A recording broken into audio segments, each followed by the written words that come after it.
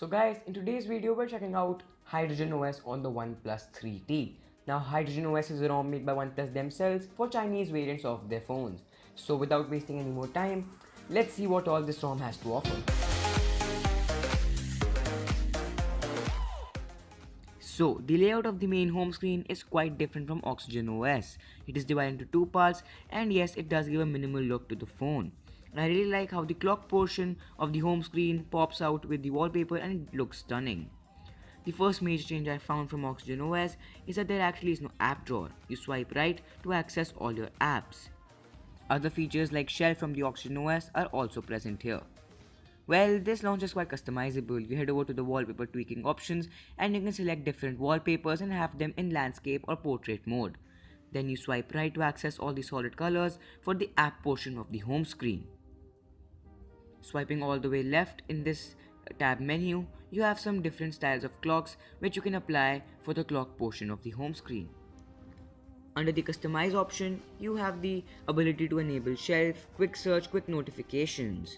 Then you can swipe right to tweak the icon pack and also change their size from small, standard and large. Well, under the settings, there are nothing new features added, and yes, it's the same as OxygenOS.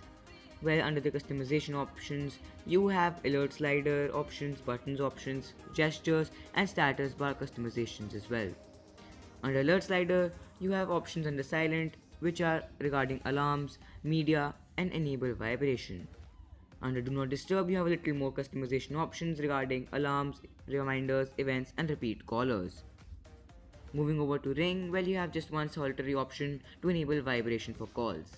Under buttons, you have all features from OxygenOS. You can swap buttons, have on-screen navigation, you can always enable the home button, and if you have hardware keys enabled, you can assign double tap or long press functionality to each individual key. Under gestures, you have all the gestures you had on OxygenOS, from double tap to wake to enabling 3-finger screenshots. Moving over to status bar, you have the ability to choose which icons appear in the status bar. You can also choose how the battery icon appears. Well, this ROM might not offer a hell lot of new features, but I found it quite snappy. The user interface was nice and multitasking was a breeze. It flies through apps, and yes, it keeps them open in the background for longer durations, and even switching between heavy apps was no issue. Battery life on HydrogenOS was great. Under light usage, it gave me 4.5 hours of screen on time and it was consistent throughout. Under heavy usage, while it throttled a bit to 3 to 3.5 hours of screen on time, but it's definitely better than most ROMs out there. One area where I found HydrogenOS to be better than OxygenOS was the camera. It was much snappier and the performance was better than OxygenOS. Video quality too was on point and autofocus was just dope.